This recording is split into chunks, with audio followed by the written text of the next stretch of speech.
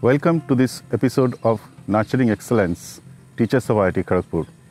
Myself, Jayanta Mukhopadhyay, Professor of Department of Computer Science and Engineering and Dean of Outreach and Alumni Affairs of IIT Kharagpur, is presenting before you in every episode a distinguished colleagues of mine who has excelled in their academics and research and brought international recognitions. Today, we have a very young colleague of mine, Professor Debdeep Mukhopadhyay of the Department of Computer Science and Engineering, who has path-breaking work in hardware security and cryptography. Debdeep is a through and through KGPian. He did his BTech in 2001, then MS by research in 2004, and he obtained his PhD degree in 2007. Then for a year, he was a faculty member in IIT Madras, and then again he came back to his alma mater, joined as a faculty member in the Department of Computer Science and Engineering in 2008. Debdeep has built up a very advanced laboratory and a strong research group in his domain of expertise, and he has distinguished himself by inventing various techniques in cryptography and hardware security. As a result, he got many awards. The prestigious Shanti Swarup Bhatnagar Prize in 2021, again Qualcomm Faculty Award in 2022. He also received Khosla National Award from IIT Roorkee in 2021. In 2015-16, Debdeep received Swarna Jayanti Fellowship from DST. So let us listen from Debdeep about his work, more about his work and life. Debdeep, thanks for joining this program. Sir. It's great to see you, such an accomplished person. I know you from your student days, so congratulations. Thank you very much. So I see that now you are through and through KGP, and you did everything in KGP, and then again you join here. So any particular reason for that?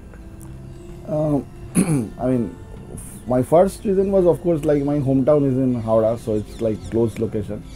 But over the years, right, I mean, when I worked over here and stayed over here as a student as well as a faculty, I have developed a very, like a fond, I would say, like association with this institute, and also in general with this ambience in general. So I mean, I believe that although like from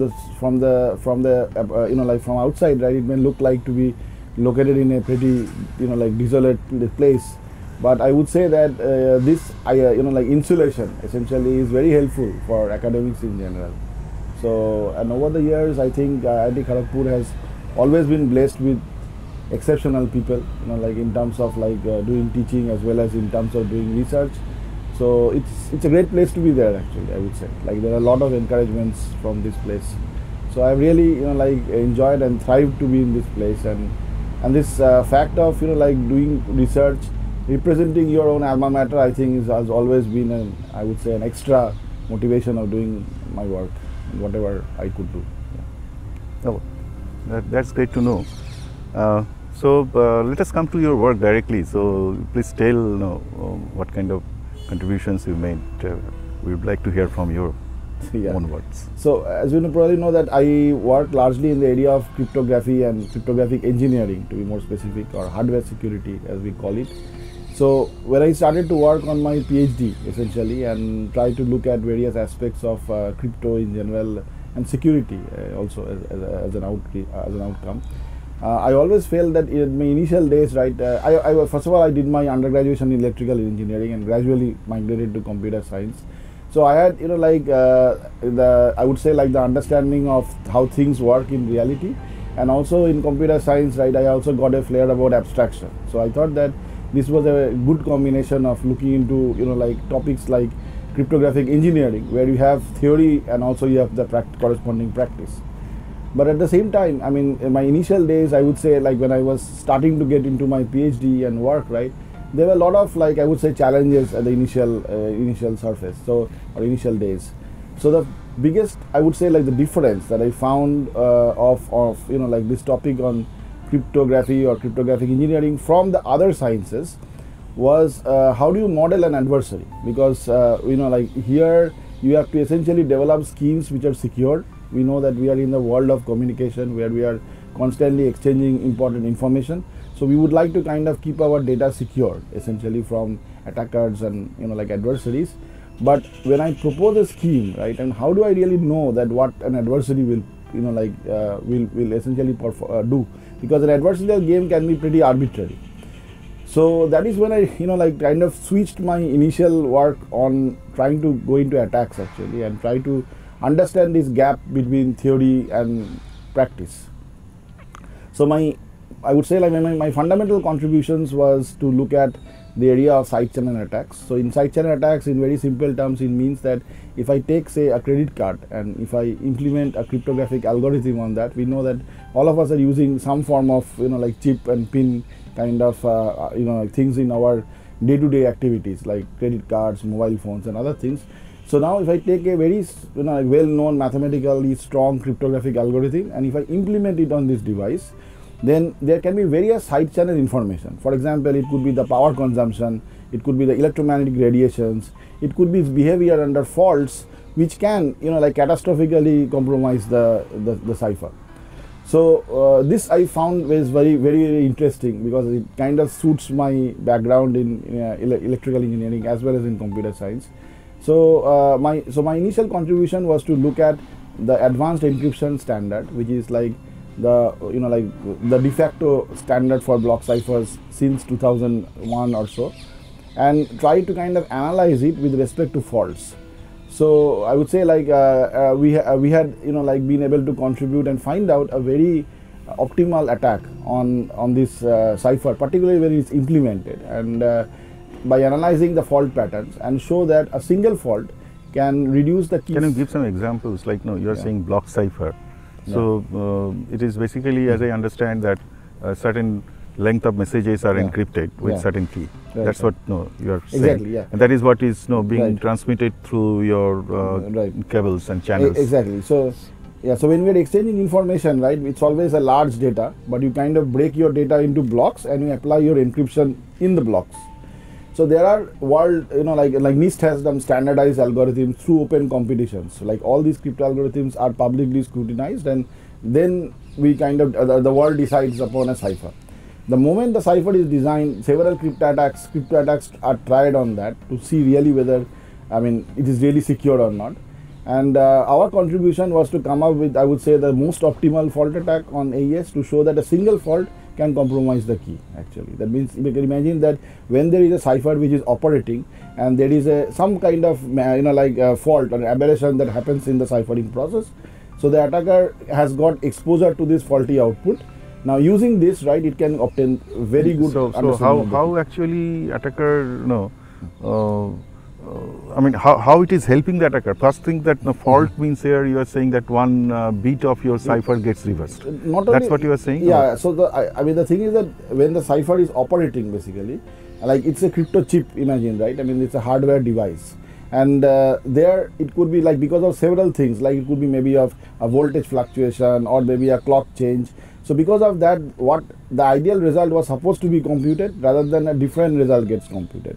So there is a fault that is created inside the cipher and that spreads.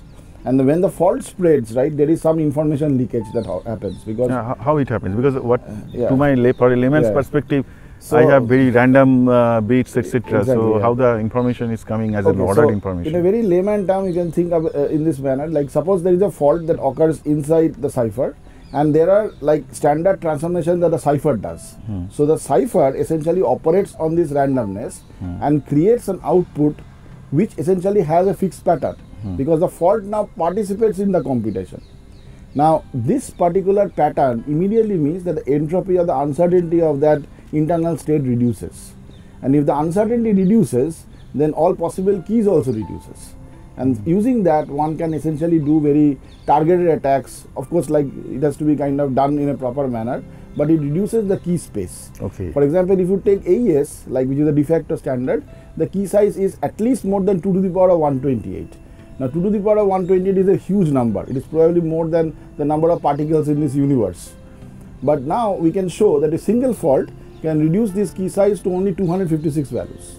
And if you get 2 shots, then you can uniquely retrieve the key. So this attack, interestingly, we found out in around 2010 or so. And recently, right, I mean, after there have been several such kind of practical injections of this. And Intel actually has an 11th generation processor which is called as SGX.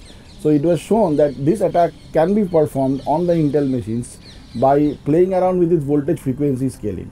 For example, many of these computing architectures that we have right now has got artifacts through which you can control the power consumption and ensure that it consumes low power. That is very important in the present day world. Now the attacker showed that using that mechanism, you can inject faults on the server and then recover the key. So that has led Intel to actually deprecate its 11th generation processor. They are going to replace it by newer, like architectures which can be more secure. So this has been one of the, I would say, like the core research area, and I have of course worked on other areas like in general on side channel attacks and on countermeasures. Now once we go through this cycle of like breaking ciphers, then I believe that the countermeasures that we develop has more understanding because we know the adversarial mindset actually. So in broadly, this has been my, I would say, my core area of research. Now the other area that I have also been recently working on is on is on the area of like low cost authentication. Like for example, we know that when we talk about IoT and Internet of Things and in general cyber physical systems, there are billions of devices that we are all continuously carrying. So how do you really trust these devices? And many of these devices are pretty low cost, and we would like to kind of afford, have cryptographic authentications, but at a low cost. So if I take a very heavy machinery of a crypto algorithm and implement it, it may happen that it will consume so much amount of power and things like that that it cannot be used. So in this context, we are working on a technology which is called as physically unclonable functions.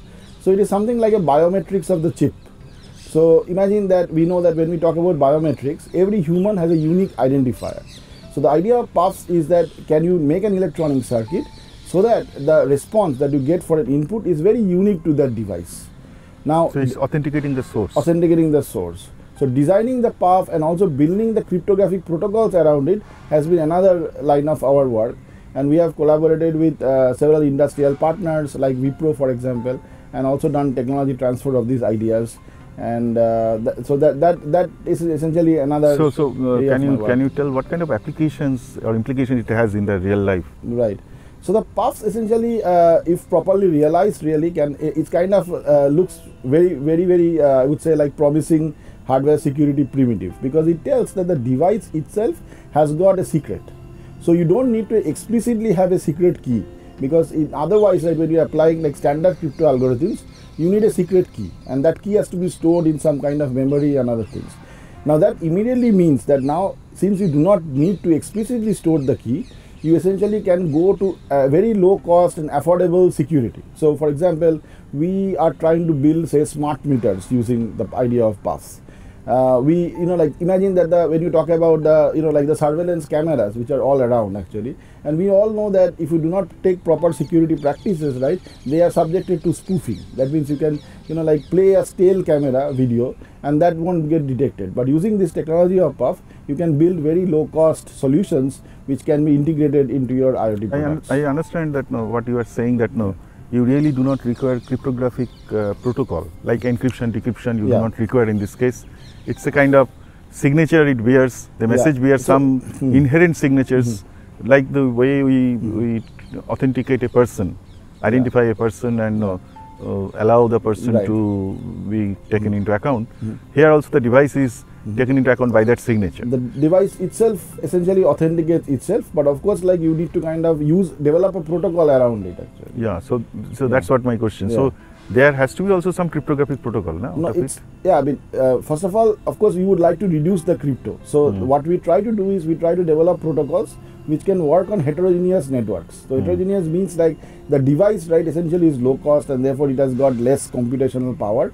On the other hand, the server which is doing the verification is more powerful. So there we can try to offshore the crypto part. The server can run the crypto part, but the device will just kind of have raise signature. But at the same time, I mean, when we talk about puffs, like this is the good part of I would say like the promises of puff. but there are several design challenges that we need to kind of understand and also like address.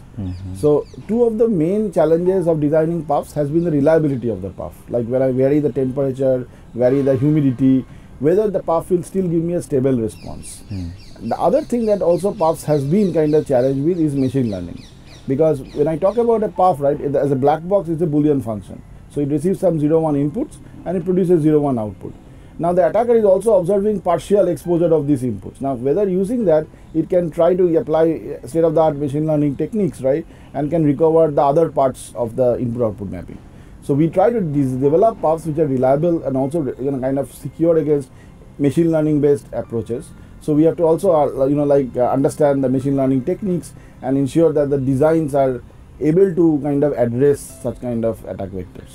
Just still I'm just trying to understand only. See this public cryptography, you declare your signature publicly, and that is the authentication part. That is the kind of authentication part. No, at least you if you know the public key. And then the encrypted key from that source, you can at least using public key of that you can find out whether there is a kind of authentication you can protocol. But in this case, what kind of thing? Because what I understand that PUF has some kind of public signature. I would say private signature, because it is like because the biometric identity of the then that needs to be known to other device. That private signature needs to be known. Exactly. So that is a very but then the attacker will also know. That is a very good point that you mentioned actually, and that is a challenge of the PUF. Like when you are developing protocols with the PUF. Like suppose I have a PUF and you are doing verification, you do not know the response of the PUF. So in a very nice sense, what you will be doing, and this was kind of a practice actually, that you have a like a challenge response table. Like I essentially, when I do my enrolling of this device, you essentially as a trusted attack as a verifier, you have essentially the input output mapping. But this is not very scalable when you think about industrial applications. So exactly this is the project that we had with Wipro. Try to see that how you can essentially perform protocols without explicitly storing the challenge response. So what we did was basically we tried to apply a specific technique in cryptography which is called as identity based encryption. So we try to kind of combine the idea of PUFs with identity based encryptions and ensure that it can still work, but for example you don't need to privately store the challenge response. You can use say the pervasive cloud, and you can keep some kind of function output on the cloud, so that even if that is publicly available, right, the security is not compromised, but still the verification operates. So this has been, I would say, like one of the objectives of the proposal, and I believe that is why we had a I would say good handshake with Wipro, and I'm happy that Wipro announced, or at least in their reports, and right now they are also working on realizing this technology and making it more practical. That's good to know. Then I think you have worked on also many other areas. Like I hear you told me once that you are working processing information in the encrypted message itself without decrypting it. Right. Can you throw some light on that? Yeah. So this has been, like I would say, my primary area of research for the last 3-4 years actually. We know that we keep our data onto the cloud. Several of our private information is kept onto the cloud. So how do I really perform computations on that data without explicitly decrypting? Because if I want to decrypt that data, then you have to bring that data back, and that kind of defeats the purpose of cloud, right? So we try to work on two, I would say, like competing technologies. One, of course, like there is this holy grail which is called as fully homomorphic encryption. So with fully homomorphic encryption, the idea is that you can perform any computations on the cipher without decrypting. But state of the art is that this is not very efficient. There are efficiency issues. It can really make things slow, although it can perform. Now, on the other hand, right, we are working on a technology which is called as symmetric searchable encryption. But rather than doing all kind of computations, we are trying to restrict it to certain computations. For example, I would like to say do search. Like imagine that there is a database that I create on the server. It is fully encrypted by say standard AES kind of protections, and I would like to kind of perform search without leaking non-trivial information. So for that we have been working, and recently we had I would say like publications in top venues like CCS and NDSS, which are top tier security venues, where we showed that you can actually perform conjunctive search. Suppose I have a search, like imagine that there is a data and I want to make search. Imagine that you have a like mailbox, which is like storing your encrypted mailbox, and you want to search like like who is the sender and who is the receiver, or what is the topic. So these kind of conjunctions are called as conjunctive search, and we showed that we you can really do it in a secure manner and also quite fast. So and now we are trying to see that whether you can kind of extend this to other kind of searches, like maybe disjunctive searches. And imagine like if you can extend it further, then you can probably even run like more complicated queries on the. Do you maintain for this, just a query, that do you maintain a special information table for that, like mapping of your encrypted message to several pieces of information, signatures, and by which you throw those results? Or what is the core principle of this technique? Yeah.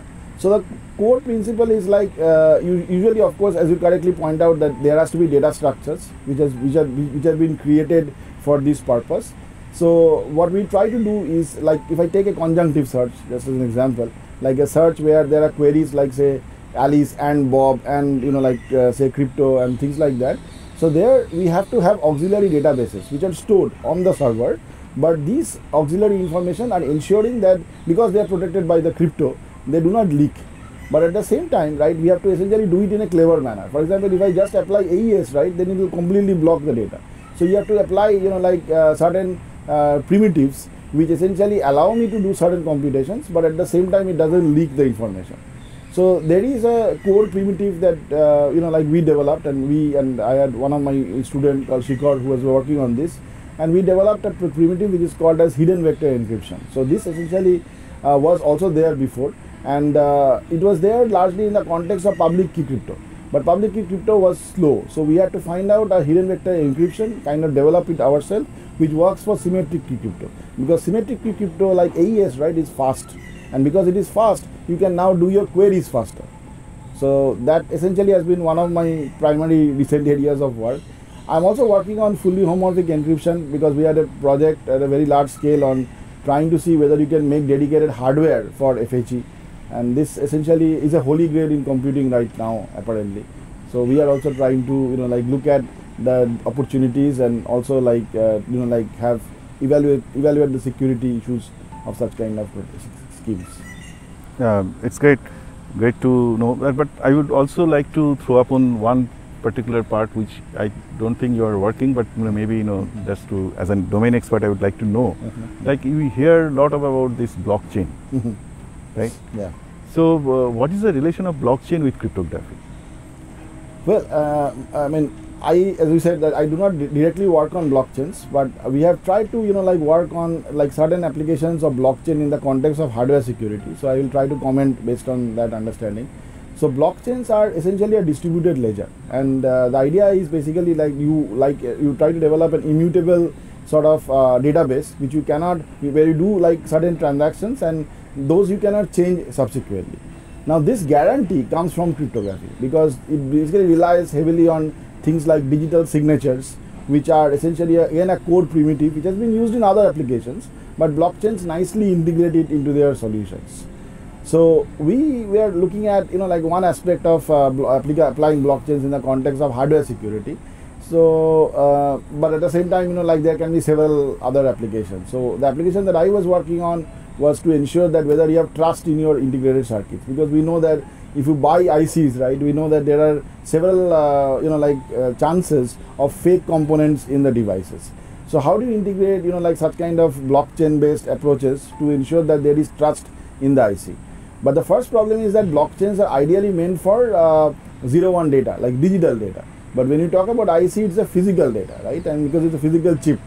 So we again try to like look at the idea of PUF and see that whether from the IC you can extract out some 0-1 pattern, which you can combine with blockchain based ideas and develop a more trusted supply chain. Is there anything called just a wild query?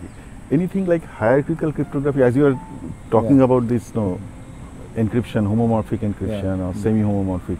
Okay. So hierarchical cryptography means by parts you can extract information with certain pieces of keys, and it has certain patterns.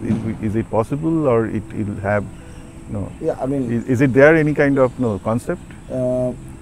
Might be there are so many. I mean, some structure. Yeah. I'm saying structured Yeah. key. Yeah. So that the whole key can be also used for encrypting certain part of messages, and even though it won't be, Right. it will not be easy to Yeah. decrypt it. So usually, I mean, the crypto that I see essentially works to ensure that the data is completely obscured. Like you essentially are not able to kind of distinguish whether The structure is not will not be able to. It should be as random as possible actually, and so that it is not distinguishable. So there are very like mathematical foundations of developing or defining what are the cryptographic goals, and one of the most, I would say, essential goal of cryptography is to ensure that from the cipher one should not be able to distinguish the plain text actually, and that means that any information of the plain text. So it is not only the plain text directly, but any function of the plain text also should not be distinguishable. So it's kind of, we say that a good disguise, right, should hide one's height as well. So that is essentially the goal. So of it's crypto. basically the global encryption. Any Yeah. single property that is tampering should be Yeah. should not Right. should make the Right, message yeah. completely. Because that immediately means that you can unusable. distinguish the keys and things Right, like that, so right, which are right. security issues. Yeah. I also Yeah. understand. Now, Debdeep, coming to your this, you are doing such a good research work, and tell me that how really you started, because you are collaborating with so many industries. You have come up with various products, various technologies. So from, because you started from 2008, only 14 years. It's not a big in that way. So how did you really consolidated your researches, and did you develop your research group? Yeah. Tell me some experience on that. Yeah, I mean, first of all, right, I mean, I have always been, blessed by a good environment. That I think is very important, where you can do research peacefully. So that has always been there from my institute, from my department overall. So, but at the same time, I mean, what I have tried, on a personal basis, is to work very closely with my PhD students, and they have been, I would say, like the backbone of our research. And one thing that I believe that a good researcher should essentially have is the power of listening actually, right? Like what are the various kind of ideas that are floating around, and trying to kind of understand which ones are more applicable to my area of research. So one thing I have always tried actually is that first of all, identify certain core areas and see that whether we have local expertise on that. If we do not have local expertise on that, that motivates me first of all, because I think that first of all we should have local capability, indigenous capability of doing those things actually.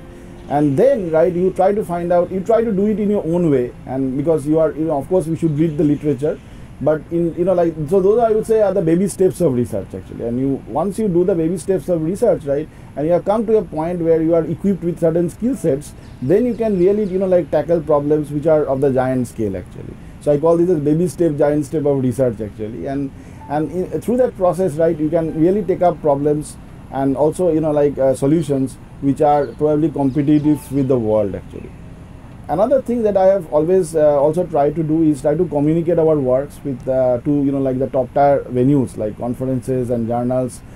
It has not been easy in the initial days, I would say. Even now actually we get a lot of rejections actually. But those rejections, I always say my students are very enlightening, because that tells me the most critical view of our work actually.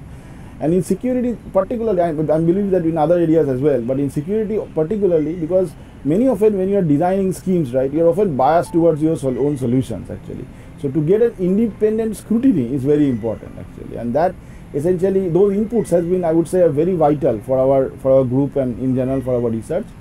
And as an outcome of this, right, when you get success, right, when you get a good paper in a good venue, and then when my students participate or I participate, then you get immense amount of confidence that we are doing work which is at par with the other parts of the world actually. So I would say it has been a combination. I mean, there is hard to say a clear-cut recipe of the strategies, but I would say staying longer with the problem is very important. Did you not face any challenge of getting resources, because we are always resource constrained? And how do you cope up with it?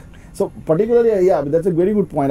My research requires a lot of equipments actually, because there are, like initial days I didn't start with a lot of equipment actually. So my first objective was to start with a lazy approach, trying to have very minimalistic support and, like still do something meaningful. So maybe I remember my initial side channel setup probably just had an oscilloscope and maybe some basic boards and things like that. But gradually, right, when you like start to have better insights into the work, then you write your proposals to, like various, like philanthropic grant agencies. And I have somehow been blessed to get good grants actually. So we have got good grants.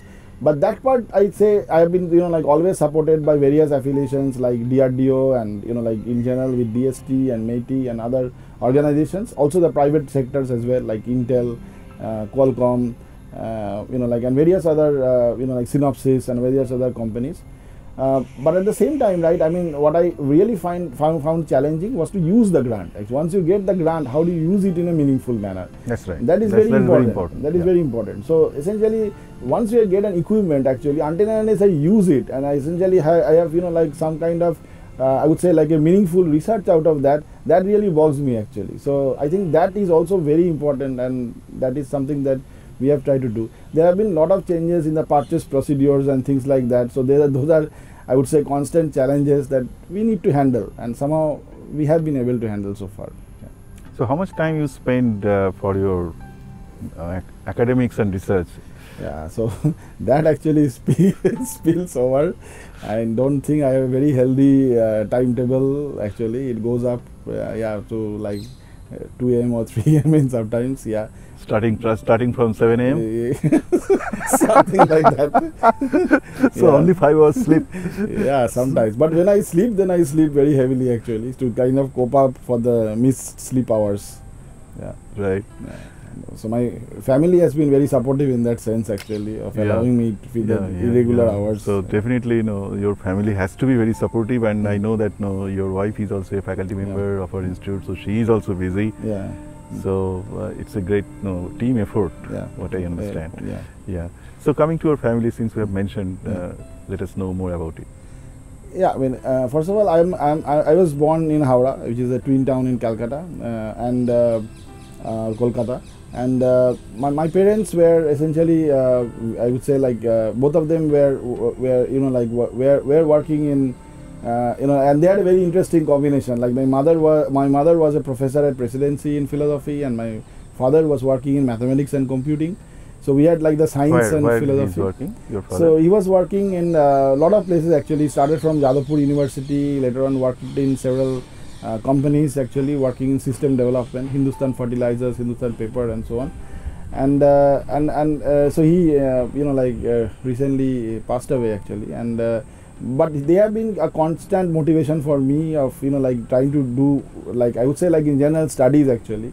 And my father in particular, like my mother was also very meticulous about like my day-to-day studies, but my father actually gave me the habit of sticking longer with the problem. So I have seen like even at an older age, right, he is like doing mathematics problems and trying to like solve them without any real goal as such. So that I think has been very instrumental to me. I have actually wasted a lot of time in reading things which probably were not directly required at that age. So for example, trying to solve problems and things which my father like tried to give me. So but at the same time, right, that gave me the habit of sticking longer with certain problems. And my brother, I also have a younger brother who also did his he was a Jadavpur University graduate in electronics, and he subsequently did his masters also from IIT Kharagpur. So he's a chip designer, so he's an analog chip designer, and he's right now working in a company in Scotland. He was in Texas Instruments and right now in analog devices.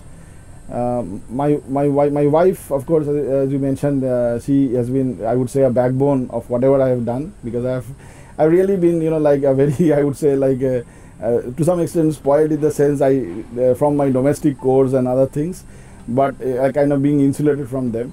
And she is also a faculty member here right now, and she did her masters and in School of Information Technology and subsequently PhD. and she also works in these related areas on. But she did PhD in computer science and engineering. She did his PhD in computer science, and so right now she is a faculty of the Advanced Technology Development Center of IIT Kharagpur. I have a daughter who essentially, so like 2014, she came to us, and that has been, I would say, like a, like a really like a great thing for us, because that really like gave us the like the wing within our wings actually, of like trying to find do interesting things for her and things like that. So I still try to manage some good time to like share with her. Yeah. What about your schooling? And yeah. So my schooling was in St. Thomas Church School, Howrah. So that is like there are several St. Thomases, but this was the oldest St. Thomas actually, and I did my schooling till class 10 on over there, and then I went into a college in Calcutta called Maulana Abul Kalam Azad. At that time they used to offer this 11th and 12th, so I went there with one of my friends over there, and then after that, as you know, that I've been working, I've been studying at IIT Kharagpur. So my main undergraduate department was electrical engineering till I like switched into computer science for my masters and subsequently PhD. So other than your parents, who are the most influential persons in your life? Of course, like first I would like to say my several teachers at different phase has been very instrumental. So when I was doing my like schooling, right, there were like couple of teachers who were used to teach me and like physics and and also in general. So I had a faculty member called who used to teach us like solving physics problems in a very elegant manner. So he has been instrumental in like liking physics in some sense. I mean, frankly speaking, I liked physics more than other topics actually. So what's his name, your teacher? His name is Chakraborty, S.K. Chakraborty. So he right now is in Maulana Abul Kalam Azad. He was like as a freelancer actually, and so right in your neighborhood. Yeah, so he actually right now is in I think he's in the US actually. So he was more of a teacher in physics actually. Yeah, and after that, of course, like when I came to IIT, right, I mean there has been several teachers who essentially kind of inspired like to do good work here. So like of course when I joined here for my masters and PhD, because before that I was like an typical undergraduate student, right? I mean I was kind of like wondering what to do and things like that. I still remember that Professor PPC actually once came to us in our class. At that time the VLSI design laboratory was getting formed, and over cold coffee he gave a very nice lecture actually, and said that like we can also do good work competing with the other parts of the world actually over cold coffee.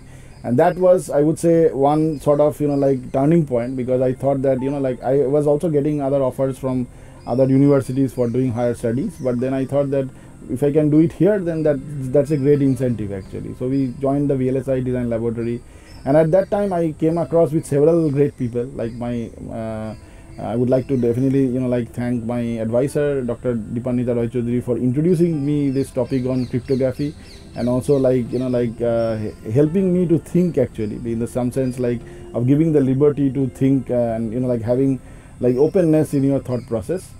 I was always always awed by Professor N.B. Chakraborty. So as you know, like he was like a legendary person who used to sit in our laboratory and like always talk with us.